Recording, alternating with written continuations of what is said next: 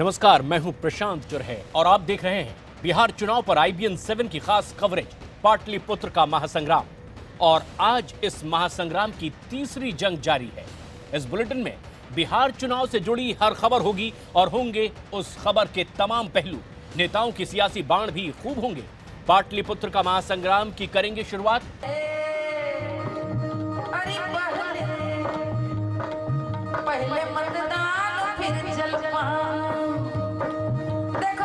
नेता जो हमारे लिए सोचे, हमारे समाज के लिए सोचे, हमारे देश के लिए सोचे।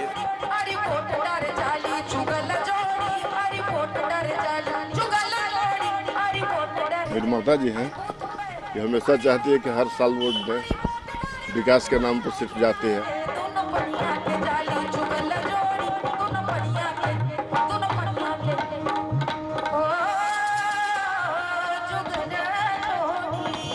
समाज और देश के हित के लिए जो सही होगा उसी को देगा।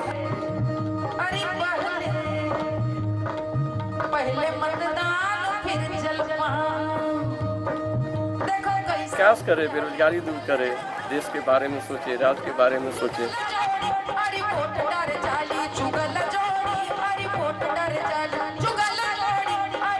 सारे लोग को बोलने में मैसेज करें, सब वोट दे। लोगों को बहुत अच्छा लगा, बहुत खुश है। सारे लोग को वोट दे।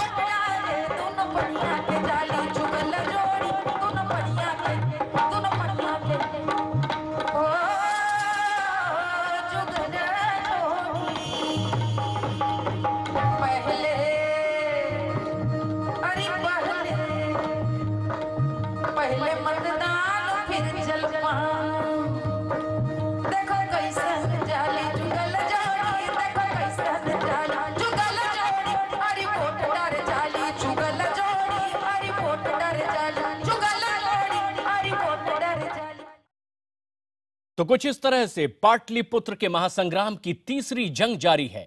5 चरणों में हो रहे चुनाव का आज तीसरा दौर है और 6 जिले के लोग वोट कर रहे हैं। सियासी संग्राम चरम पर है। इस बीच वोट डालने के लिए नेता भी पहुंचे। किस किस तरह के दावे किए जा रहे हैं और कैसे विरोधियों पर सियासी वार किए जा रहे हैं, हम आपको दिखाते हैं।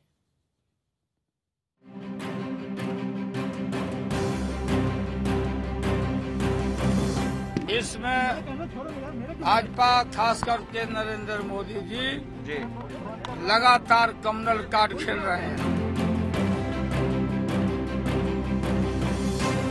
पाप की योजना बना रहे ये लोग। पाप की योजना, आपका आरक्षण में से 5% छीनने का षड्यंत्र ये सारे लोग कर रहे हैं। मैं चेतावनी देता हूं।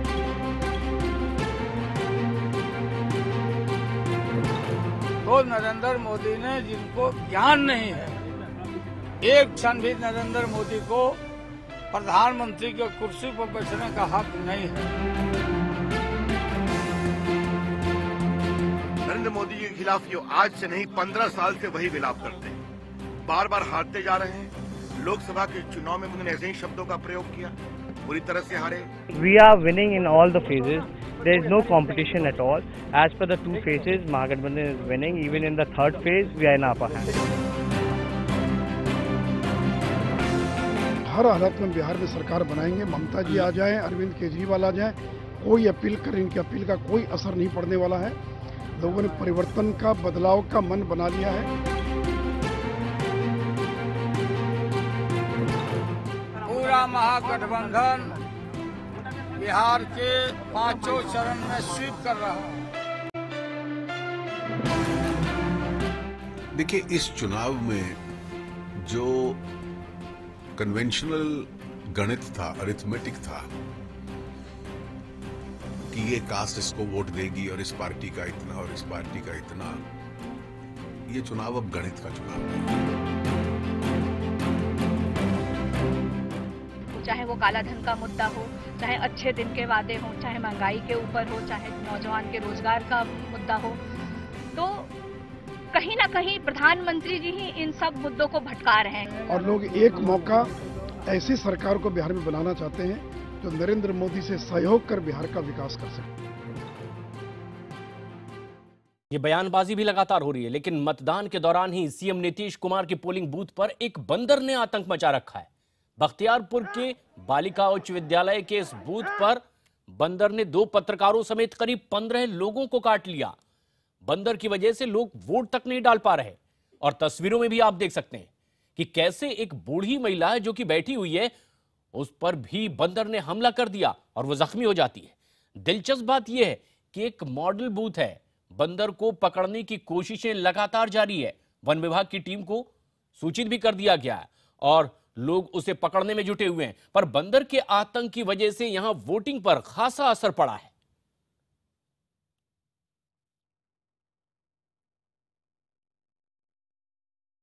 और यहीं क्या कुछ हैं हालात, जायजा लिया हमारे सहयोगी आलोक वर्मा ने।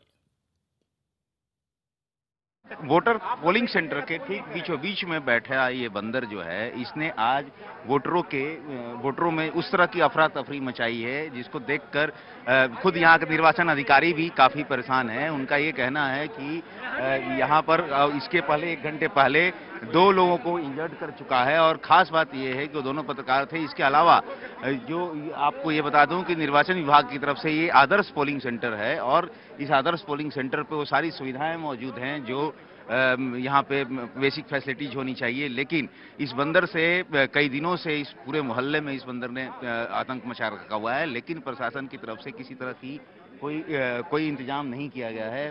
हालांकि यहाँ पर जो अधिकारी हैं उनका भी यही कहना है कि कोई इंतजाम नहीं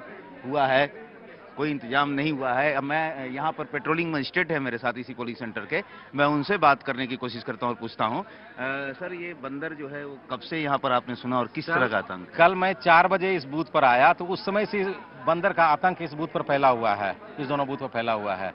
और कल 8:30-9 बजे के बाद ये बंदर यहाँ से ओझल हो गए। अब फिर सुबह देखते हैं यहाँ पहुंचे हुए हैं। यहाँ पर हमारे 2 मीडिया कर्मी को भी इन्होंने नोच लिया, उनका मैंने उपचार करवाया। क्या कहूं सर, क्या प्रशासन को खबर की थी आपने? प्रशासन को मैंने अपने हायर अथॉरिटी को तो कहा है, उन्होंने कहा कि वन विभाग को मैं खबर कर रहा हूं, पता नहीं उनके वन विभाग वाले कब तक आएंगे। जरा सोचिए, वन विभाग को खबर कर दिया गया है लेकिन यहाँ मतदाताओं में एक तरह से बहुत दहशत है और आप देखेंगे कि वोटर वोट देने की तरफ ध्यान देने की बजाय उस खौफ में ज्यादा है कि कहीं बंदर आके उनको काट ना ले। कैमरा पर्सन अश्वनी के साथ आलोक वर्मा, बख्तियारपुर, IVN7। अब से पहले बाहुबलियों के आतंक की बात बिहार में सुनी जाती थी चुनाव में, लेकिन इस बार बंदर ने आतंक मचा दिया। बख्तियारपुर की यह घटना, लेकिन बिहार में तीसरे दौर की वोटिंग लगातार जारी है। दोपहर 12 बजे तक 27% वोटिंग हो चुकी है। हम आपको यह भी बता दें कि बिहार के 6 जिलों में 50 सीटों पर वोट डाले जा रहे हैं। इसमें पटना, वैशाली, मुख्यमंत्री नीतीश कुमार का गृह जिला नालंदा भी इसमें शामिल है। और शुरुआती 4 घंटे में यानी कि 12 बजे तक 26.94% मतदान यहां दर्ज किया गया है। सारण में 28.45% वोटिंग हुई, वैशाली में 30.53%, नालंदा में 27.39%, पटना में 23.03%, भोजपुर में 27.06% और बक्सर में अब तक 30.05% मतदान की खबर है। यानी 12 बजे तक 27% मतदान बिहार में तीसरे चरण के इस मतदान में 6 जिलों में 50 सीटों पर वोटिंग हो रही है। लेकिन खास बात यह कि पटना में अब तक सबसे कम वोटिंग दर्ज की गई है। और तस्वीरों में आप देख रहे हैं कि कैसे आज नेताओं ने भी वोट डाले हैं मतदान केंद्र में पहुंच करके। दरअसल आज के चरण में पटना में भी मतदान हो रहा है, लिहाजा आज वोटिंग के दौरान तमाम नेता भी मतदान केंद्रों पर नजर आ रहे हैं। चाहे मुख्यमंत्री नीतीश कुमार हों, लालू यादव, उनके परिवार के सदस्य, या फिर केंद्रीय मंत्री रविशंकर प्रसाद, या फिर बिहार में बीजेपी के नेता सुशील मोदी हों, या फिर और तमाम नेता जो लगातार इस चुनाव में बने रहे। लालू यादव के बेटे भी मतदान के लिए मतदान केंद्र में पहुंचे, जो खुद अपनी किस्मत आजमा रहे हैं इस चुनाव में। इस बीच केंद्रीय मंत्री रामकृपाल यादव बाइक से वोट डालने के लिए मतदान केंद्र में पहुंचे। खास बात यह रही कि इस दौरान वो बिना हेलमेट के बाइक चलाते नजर आए और ये पूरा मामला पटना के जमाल रोड का है।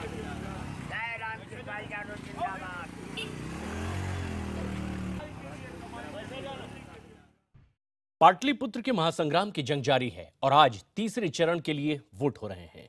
इस बीच तमाम नेता चुनाव में अपनी पूरी ताकत झोंके हुए। बहुत सारे नए मुद्दे भी चुनाव में देखने को मिल रहे हैं। बिहार के मुख्यमंत्री नीतीश कुमार ने तमाम मुद्दों पर खास बातचीत की। हमारे सहयोगी प्रभाकर कुमार से। अरुण शौरी जी ने कहा, उनका वक्तव्य आया है, उन्होंने कहा है कि अभी तक का वर्स्ट पीएमओ है। देखिए, अरुण शौरी जी बहुत ही एक गंभीर व्यक्ति हैं। अब तो वैसे लोग भी इसको महसूस कर रहे हैं जिन्होंने बहुत कुछ उनके लिए किया, उनको प्रधानमंत्री बनने में बड़ी भारी सहायता की, एक वातावरण बनाने में। ये नीतीश कुमार का तांत्रिक से आशीर्वाद लेता वीडियो क्या है? प्रधानमंत्री तक अपने रैली में चर्चा कर रहे हैं। अरे आप बताइए, अवघड़ है। हमारे पार्टी के हमारे साथी है, आज से नहीं, बहुत जब हम पार्लियामेंट का चुनाव लड़ रहे थे उस समय छात्र नेता था नीरज, पार्टी के प्रवक्ता एमएलसी, अभी वो चुनाव भी लड़ रहे हैं। उस आदमी की कुछ आस्था है इन चीजों में, पूजा पाठ, इन सब चीजों में। उसने हमको आकर कहा कि वो एक अवघड़ बाबा हैं, उनको जानते हैं, वो आपसे बड़ा स्नेह करते हैं, आपसे मिलना चाहते हैं। तो हमने कहा ठीक है, चलो हम ही मिल लेंगे, यहाँ क्यों लाओगे। ये पिछले साल जून की बात है, 2014 के, जब हम मुख्यमंत्री भी नहीं थे। तो एक दिन के बाद फिर आया, कहा कि वो इंतजार कर रहे हैं कि चलिए जाकर के मिले। हम तो कुछ जानते नहीं थे, लेकिन मिले। अब किन्हीं से मिले तो उनकी बात सुनिए, सुन रहे थे। उन्होंने बड़ा स्नेह से हमको हक किया, किस किया, और अपनी बात, अवघड़ लोगों का तो स्वभाव ही होता है उसी ढंग से बोलना, बोल रहे थे। लेकिन उनका तो मेरे ऊपर कोई असर नहीं था। कैसे वायरल हो जाता है आज के दिन जब इलेक्शन चल रहा है और उसमें होता है कि तांत्रिक भी जो हैं आपके चौथे गठबंधन पार्टनर हैं, प्रधानमंत्री स्टेज से बोल रहे हैं। अब आप सोच लीजिए ना, वो कितने लोगों से मिले हैं, उसका भी तो सोशल मीडिया में सारा फोटो चल रहा है। नीतीश जी, आपसे एक बड़ा सवाल बनता है, वो सवाल ये है कि आपको डेवलपमेंट के लिए जाना जाता है। आज के दिन जो बिहार का चुनाव लड़ा जा रहा है उसमें बात हो रही है रिजर्वेशन की, बात हो रही है बीफ की, बात हो रही है तांत्रिक की, विकास की कोई बात नहीं कर रहा, और एजेंडा सेट हो गया है, चाहे आप हों चाहे आपके विरोधी हों, बात इन्हीं मुद्दों पर हो रही है। नहीं, हम तो अपने विकास के एजेंडे की चर्चा करते ही हैं हर एक मीटिंग में। हम उत्तर देते हैं, उनको एक्सपोज भी करते हैं कि उनके वायदों का क्या हुआ। अपने किए वायदों को बाद में खुद ही जुमला कह दिया। ये सारी बातें या अपमानजनक टिप्पणियां करते हैं, उसका उत्तर या उसका उल्लेख करते हैं। रही बात आरक्षण की बात, आरक्षण की बात की चर्चा छेड़ी किसने? अगर आरएसएस के सरसंघ चालक माननीय मोहन भगवत जी ने पांचजन्य में इंटरव्यू देकर अगर ये बात नहीं की होती तो इसकी चर्चा तो होती नहीं। चर्चा तो उधर ही से हुई है। आरएसएस के प्रमुख ने जो बात कही, उससे अपने को अलग करने का तो दो ही रास्ता है ना, या तो उसको कंडेम करिए या आरएसएस से रिश्ता तोड़िए। ये संभव है। तो इसलिए जो भी बात वो कर रहे हैं इस चुनाव में, उस बात का कोई मायने नहीं है। फैक्ट यही है, हकीकत यही है कि अगर इनको ताकत मिली और राज्यसभा में इनके पास पर्याप्त ताकत हो गई तो संविधान के साथ छेड़छाड़ करेंगे। इनकी नीयत ठीक नहीं है। आप जिस चीज के लिए जाने जाते हैं, और लालू प्रसाद यादव आज के दिन में आपके अलायंस पार्टनर हैं, और आप जहां भी जा रहे हैं लोग सवाल यही उठाते हैं कि आप सुशासन देंगे कैसे नीतीश बाबू? नहीं, कोई सवाल नहीं उठाता है, खाली मीडिया में चल रहा है। हुआ ये है कि अब भाजपा के पास कोई मुद्दा नहीं। और पाटलिपुत्र के इस महासंग्राम में हम आपको छोड़ जाते हैं मशहूर गायिका मालिनी अवस्थी की संगीतमय वोट अपील के साथ।